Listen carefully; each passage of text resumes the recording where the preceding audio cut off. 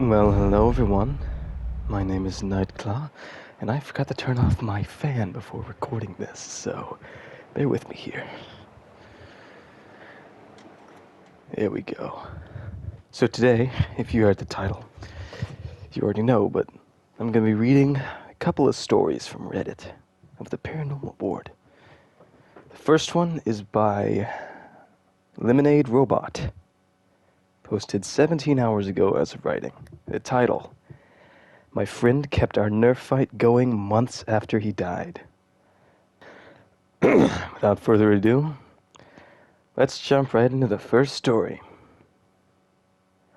Last October, my friend Tanner died unexpectedly due to causes that can't be mentioned due to the subs rules.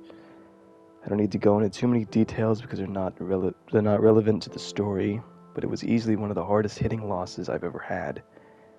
He and I shared a very close and special bond and overcame a lot in life together. He had moved in with our mutual friend Beth and her boyfriend several months prior to passing away, so I would constantly come over to hang out with everyone as I lived nearby. One summer day, we all had a Nerf gun fight together in the front yard. I distinctively remember making eye contact with Tanner and having a strange gut feeling at the time that this was a bittersweet moment. We brushed it off as being sad that summer was coming to a close. Brushed it off as being sad that summer was coming too close. Sorry about that. I felt uneasy, though, that he had the same sad, longing look in his eye that I had. It began to get dark out. After collecting as many darts as we could, we headed inside as Tanner declared, "This isn't over yet!" A month later, after noticing many strange behaviors, Beth and her boyfriend made the heavy decision to call Tanner's mom and have her convince him to go back to rehab. 3 months later, Tanner was dead. It's interesting. They didn't explain that he was in rehab ever. Interesting. There's not much left in this, but let's read the rest. I moved out of state since, but always go back to visit Beth when I'm home. One day, after heavy snowfall, I pulled into Beth's driveway. Just as I hopped out of my car, Beth came to the door to greet me. Something yellow popped out against the fresh snowfall, immediately catching both of our attention. We looked down, and directly on her front step, perfectly placed in the untouched snow, was a Nerf dart. Well played, buddy. And that was it. That's the end of it. Starting off with a sad, but not necessarily scary one. Alright, let's see. What's next? This next story has 2 parts, both short. This one was posted 1 month ago by Is That Milky? Okay. The title reads, I don't know if I'll be able to sleep in my room tonight.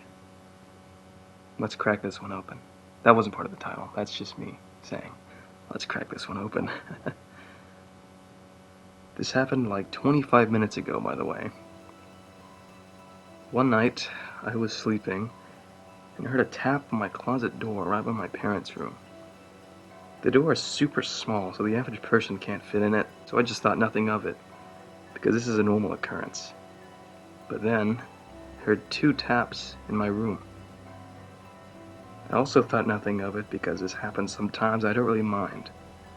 But then after that, I heard a little girl's voice saying either "Hey younger" or "Hey yeller" or something. So I'm like, F that, and I get out of my room and refuse to go back in for like 20 minutes at least. Finally, I decided to get back into my room to get my laptop and post this. Also, during the 20 minutes, I kept hearing creaks from my parents' room, and one of the doors leading to my parents' room was kind of moving on its own.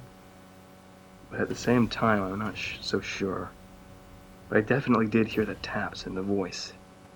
The thing is, I've heard voices outside my door before, but I don't know. Part 2, by the same guy, 8 hours ago. That last one was a month ago, by the way. Title: Another event, yes. So basically, in part 2, it's super short and not even really worth reading like that, but basically the guy, while he was scrolling on Reddit for way longer than he was supposed to, he finally decided to rip himself away from the screen and go to sleep. But shortly after he did that, he felt what kind of felt like 3 punches on his neck. He immediately woke up, not expecting it obviously. It didn't hurt at all, but it was still creepy. And that's pretty much about it. But anyways, I guess that concludes story 2. It's gonna take a lot of editing.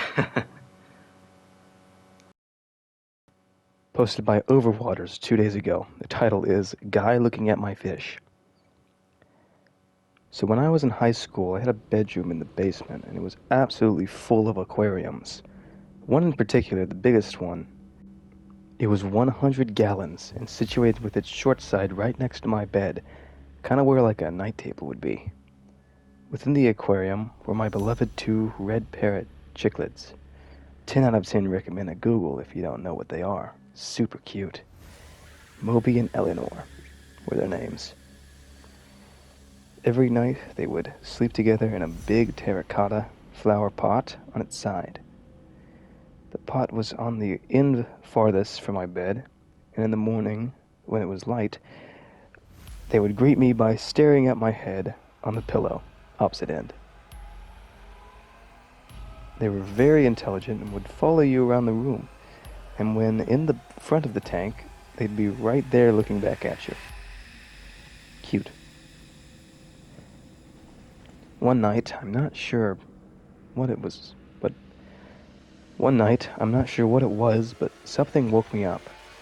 I was facing the fish tank, and my eyes were fixated on the flower pot that they slept in, which was vacant. Weird, I thought, because they slept all night in that thing.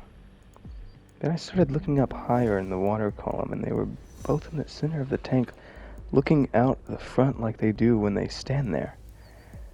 So I leaned up to see what it was they were looking at, only to find a man, clear as day, on his knees in front of the tank, staring back at them.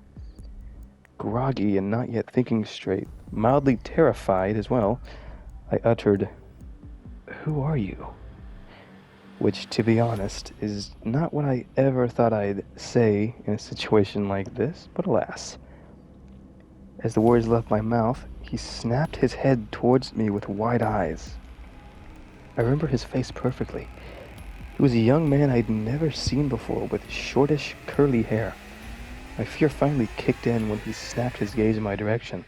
I leapt backwards, sticking my arm out behind me and grabbing the cord of my lamp with one of those cord switches and flicking it on. As soon as the light came on, he was gone. With the light on and the man gone, Moby and Eleanor swam over to the side of the tank closest to my pillow. I looked at them in the blank space where the man was, and I could not figure out what had just happened. I sat in bed with the light on all night long after that. Interesting story.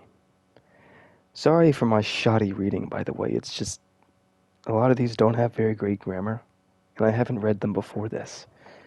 So, yeah, they're kind of hard to read, because I'm just trying to go through them quickly, trying to keep the right tone in my voice. It's very difficult. Well. You actually made it to the end of the video. Thank you. Be sure to like it and, subscribe and stuff and do whatever. I really appreciate it if you do. I mean, I kind of just appreciate that you made it to the end of the video. So, thanks for that, mate. If you're interested, you can check out my other content.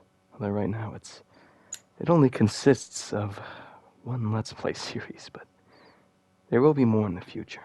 So, I'll see you around. Peace. I'm looking at pepperonis.